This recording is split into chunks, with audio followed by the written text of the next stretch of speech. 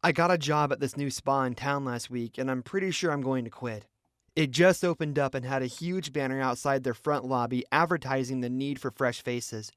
My boyfriend actually told me to not go because the place seemed weird to him, and that's what eventually led to the big argument. God, I wish I had listened. There's no windows. That's a red flag, he told me. I arrived on Monday for orientation alongside 3 other women, all young and fresh out of college. Inside the lobby, the place was cleaner than the Sistine Chapel. Our supervisor instructed us we would be changing into uniforms immediately. All of your belongings are going to be taken while you're on the clock. This is so you can focus on our clients and provide them the best service possible, the woman told me. I've worked at jobs that did this before, so I didn't object, and we were given a quick tour of the facility once everyone complied.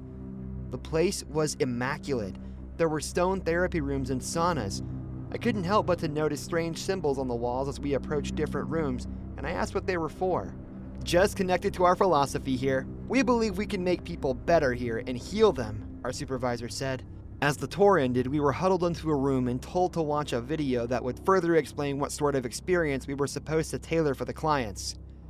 Welcome. Namaste. We hope that your journey here with us is a long one, and the first step is accepting your soul is not yours to have. You are a servant here, a vessel meant for new life to begin, the voiceover said. I didn't even know for sure what this whole process meant, but I assumed it was the spa saying that we were there to cater to the clients. Heck no, I'm not a slave, one woman said and promptly walked out. A few others did as well.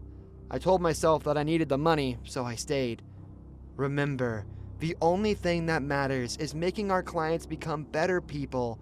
Only you can make that possible. Only your body can heal theirs, the voiceover continued at another segment. You will be a new fire in their life. Their life can be healed through yours. Let us begin and awaken what we are meant to be, the voiceover concluded. They then passed out badges and told us we could use the facilities at our leisure as long as clients were not there. That perk alone made me stop worrying about the weirdness of the orientation. Tuesday came and went, and I had a few clients that settled me into the routine of things. Our supervisor was super sweet, always checking on us, reminding us to eat, making sure we would use the facilities. I went to the sauna a few times on break. Everything was perfect, and it made me put my guard down. As that first week came to a close, I couldn't help but notice a few of the other women who had started yesterday had already left. It puzzled me. Why would they leave just a cozy job? Are you finding yourself healing? My supervisor asked that next Monday. I told them I was enjoying every aspect of the job. They started to give me more perks, nutritious meals that were provided by the spa, designed for healthier living. It was nice, but that nice facade didn't last long. The next day I overslept and missed my first client, and I was called into the supervisor's office. This is a very important part of your job. Our clients need you here. If you can't accept that we belong to them, then you shouldn't be here at all, they warned me. I found that verbiage strange but didn't argue. It was my fault for being late. Then as I ate my lunch, one of my coworkers told me to meet them outside for a smoke break. I don't smoke, I told them. If you know what's good for you, you'll follow me, they said. A bit surprised by their warning, I followed and we got far enough away from the spa that she said we could talk freely. I'm telling you this because I've seen you around a few times. You should leave now because you're next on the list, she said. I'm sorry, next on the list for what exactly? I'm an undercover investigator and I've seen 7 women disappear from the staff since you got on. Have you wondered where they went? They quit? I guessed. The woman sighed and slid her phone to me. Look through those photos and tell me what you see, she instructed me. I skimmed the pictures and saw she had managed to take pictures of clients entering the facility and then leaving. At first, I didn't notice much of a difference. Then, it was plainly obvious. The person leaving looked remarkably different than the person that had come into the building. Are you sure you didn't just get this mixed up? I asked, but even as I asked that, I could tell it was the same person, except their appearance had radically been altered. I'm fairly certain that the spa is using its employees to somehow alter the appearance of their clients, she said bluntly. That would require major surgical equipment. What you're saying sounds outlandish, I told her. She pointed toward my badge and passed me a blank silver one and said, You just got level 2 clearance, right? So the back offices are open. That's where I noticed other staff disappear. This extra badge should override other doors. Go and see for yourself. Why can't you do it? I asked. They're on to me. I have to try and get the word to perform a sting. Today is my last day, so if we don't do this now, I might not be able to prove it, she said. I didn't like the sound of this, but my curiosity got the better of me at the end of my shift. I told my supervisor I would stay late for paperwork and went toward the back corridors using my badge to get inside. Using the silver badge at the next door, I held my breath, expecting it to fail. Instead, the door opened and I was in a long, shiny corridor with more strange symbols. When I got to the next room, I found surgical uniforms and my heart beat faster. Switching into one and slipping a face mask on, I went to the next corridor and found rows of hospital beds. Some of them had people on them. Moving quickly, I went to a nearby surgical theater and watched as some of the nurses that worked as my supervisor took an unconscious woman into the next room. They told me to come and assist. I was too terrified to argue and had to keep my disguise. In the operating room, one of the clients was wheeled in and given anesthesia. The next thing I knew, I was watching as they began to perform plastic surgery on the two people. Today, a life has been given for a life, one of the doctors announced. The others chanted a strange phrase and bowed their heads. Then they began the next part of the treatment. To my horror, they made incisions and began to take out organs one by one, any that they felt were viable for the client. And then slowly they replaced them, and eventually the body of the employee was basically a bloody mess. I excused myself to the restroom and vomited profusely. This was all the proof the investigator would need.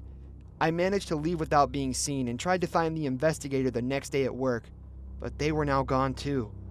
I asked my supervisor about it and she smiled, almost as if aware of the truth we had discovered. I'm afraid they couldn't continue with our vision. We had to fill their position with a more willing servant, she said. You're willing to give your all for the clients too, aren't you? She asked. I lied and said I was. Then today I called in sick. I'm afraid if I go back, I won't be able to leave. I don't know if the cops will even believe what is happening. This many people going missing should raise red flags, but so far, I haven't seen anything to indicate the spa will be shut down. I think they're watching me now too, and it won't be long before I'm used for their rituals. God forgive me, I won't go back. I've been under a lot of stress lately from work, and my boyfriend has noticed, so he decided to surprise me with a gift basket which included a chance to go to try out a newly opened spa. It was a ticket for two, but he said he didn't want to go, so I called up one of my friends, Mel, and asked if she wanted to join me that Friday. Manicure and sauna? For free? Sign me up, she said excitedly. I pulled up the spa's website to confirm our reservations and then hugged my boyfriend so tight I was sure that his arms would pop off. Once everything was set up, the rest of that week flew by and it was finally Friday. Mel picked me up around 10 and we found the place in less than 20 minutes. As soon as we got in the parking lot, I got a funny feeling we were in the wrong place. There are no other cars here, I said as I looked around. The building didn't look like the website, but the address matched. Maybe they're still designing everything, Mel suggested as she shut the car off and grabbed her purse. I didn't know for sure what to make of the empty space, but followed her indoors. There was only one employee at the front desk, an older woman that looked like she was one day away from death's door. She leaned against a cane and adjusted her glasses as she opened up the registration book, asking what time our reservation was for. 11, Mel said as I showed her the certificate that gave us a free spa day. The woman seemed surprised by the coupon and took it from us, examining it as best as she could. Are you sure about this? The woman asked, her voice cracking as she struggled to stand upright. It's free, yeah? She typed in the certificate information and then told us to sit and wait. A short while later, two younger women arrived in scarlet kimonos and guided us toward the first room. I was pleased to see that the stone sanctum they used for their rock massage was a lot better looking than the other parts of the facility. Maybe Mel was right and they focused their money here, I thought. As we got to the first stage of the spa, an employee told us to place all of our belongings into a locker room nearby and they would provide us with robes to wear during our stay. Now this is more like it, Mel exclaimed, laughing as she ran to the closest changing room. I sent a quick snapshot to my boyfriend to tell him we made it here. You can't do that, ma'am, the employee told me, extending their hand to take the phone from me. Confused, I realized I hadn't read through their policies and apologized as I deleted the photo. Maybe that was to keep other people's privacy, but Mel and I were the only ones there. I gave up my cell phone and went to the other changing room, undressing and getting comfortable in robe. The employees then guided us to lay down on the tables and told us our massage therapist would arrive shortly. "I've been waiting for this," Mel hummed. She relaxed on the table and closed her eyes, and I did the same. The room was quiet for a few minutes, and I nearly fell asleep. Then I heard a noise from the nearby door and opened my eyes just barely to see two petite women enter wearing face masks and scarlet kimonos. "Lay back and relax," they ordered as I turned my head. It was the first time I noticed there were cameras in the corners of the room. That struck me as odd, and despite the fact that they were very soothing with their hands, I didn't like the idea of anyone else in the spa watching me. "What are those cameras for?" I asked as I lay back down. "Just for your own privacy, ma'am, and our own legal protection," one therapist told me. I heard Mel snicker. "Don't worry, Brittany, they aren't looking at us," she said. I tried to remain calm and enjoy the massage, but I kept thinking I could feel the camera watching me. Once the massage ended, it was time for the sauna. The older woman came in and whispered something to the younger women, and they then told us we would be going to separate rooms for the treatment. "Guess I'll see you on the other side," Mel said. I couldn't help but to wonder why, since it didn't seem like anyone else was here, but I decided to not press the issue. Once in the sauna, I let the heat hit me and relaxed fully. Closing my eyes, I told myself all of my worries were for nothing. When I woke, another petite lady informed me it was time for the mani-pedi, the final step of the process, and I groggily followed her to the next room. As I settled in, I kept checking the door to see when Mel would join me, but she never did. "Did my friend already finish?" I asked the lady as they started on my toes. "Excuse me, miss?" "My friend, she went to the other sauna over there," I said, pointing toward the door on the right. The lady seemed confused about what I was saying and didn't respond, focusing on finishing my toes. When I was done, Mel still hadn't showed up, and I thought maybe she was waiting at the front lobby, but she wasn't there either. "Is everything all right?" the older woman asked as I approached the counter. "I'm just waiting for my friend," I explained. This time, the older woman was the one to look perplexed. "Your friend? Ma'am, you came alone," she told me. I stared at her for a long moment, realizing she was dead serious, and chuckled back. "No, I didn't. You might have me confused with another client. I came with a blonde woman. Her name is Mel," I told her.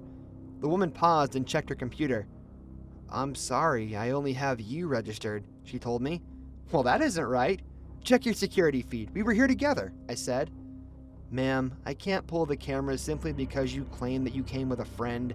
Our records show there is no one else here," she said defiantly. I sighed in frustration and pointed toward the locker. "Her stuff is over there in that locker. What the heck are you people trying to pull? Is this like punked or something?" I asked angrily.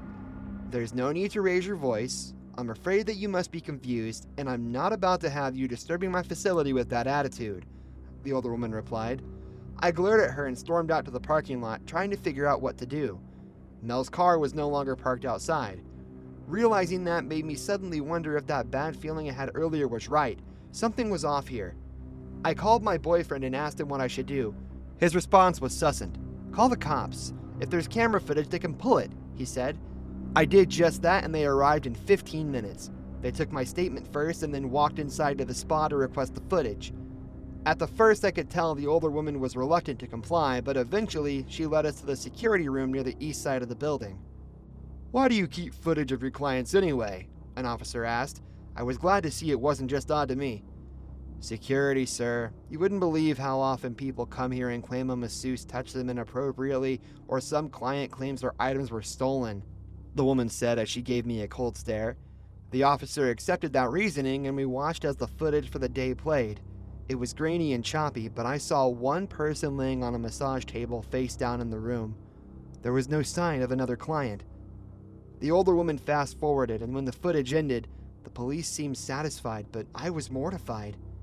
"You can't even tell if that's me in the picture. They could have doctored this," I shouted. "Ma'am, there are no other cameras in the building, and no evidence suggests your friend was ever here.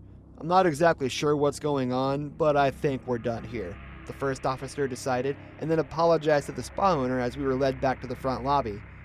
I immediately felt a knot in the pit of my stomach as we were walking toward the end of the hall. "Can I use the restroom?" I asked. The woman nodded absently, and I ducked inside to calm myself down and think.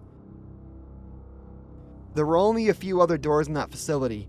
They had to have taken Mel in one of them, I thought. But how was I going to get there? I breathed in and out and finally had a plan. It was a stupid, crazy plan, but at least I had one. I waited a few more minutes and stepped back out to the hallway, casually walking to the front as I waited for a therapist to come by. One of them had a badge that I knew opened doors in the spa. As soon as they were next to me, I snatched the badge and ran. Behind me, I heard shouting as I found the closest door and scanned the badge. On the other side, I used a few stray cleaning items to block the door and then looked around. There was a nearby facility blueprint for fire escapes, and I saw on the map there was a location marked "Employees Only" to my right. I heard what sounded like a smoke alarm going off, and I knew that my time was limited, so I ran to that door and swiped the badge again. On the other side, there were stairs leading to what looked like a loading dock. Except this was for an underground tunnel that had a large 18-wheeler sitting next to it. I snuck towards the truck, trying to figure out what all of this was for, when I heard voices and hid behind boxes. "The shipment has been paid for. Get it moving tonight. Here's extra for scrubbing the footage." I peeked out and saw a line of women with chains on their hands and feet. All of them were still in their spa robes, including my friend. They were being loaded onto the truck. I ran to the truck once they were loaded, my mind racing. Mel had been sold? What the heck was happening here? I was too terrified to even fathom it. Instead, I climbed to the passenger side of the truck and listened to make sure it was empty. Inside, I found the keys and quickly cranked the engine. I shifted to drive and heard shouts as the driver and spa employees tried to stop me. Instead, I floored it, going down the tunnel. It came out on the highway about 2 miles down the road, and I saw the same cops I had bothered earlier getting ready to merge with traffic. As quick as I could, I drove the truck into the middle of the road and slammed on my brakes to get their attention. Collapsing in exhaustion and fear, I waited as they swarmed the truck and demanded I get out. Inside, there were at least 20 women, all being shipped to God knows where. Thanks to me, the spa was shut down, but who knows how many came there before and never returned. "Next time," I told my boyfriend with a nervous, frightened chuckle, "just send me to the nail salon."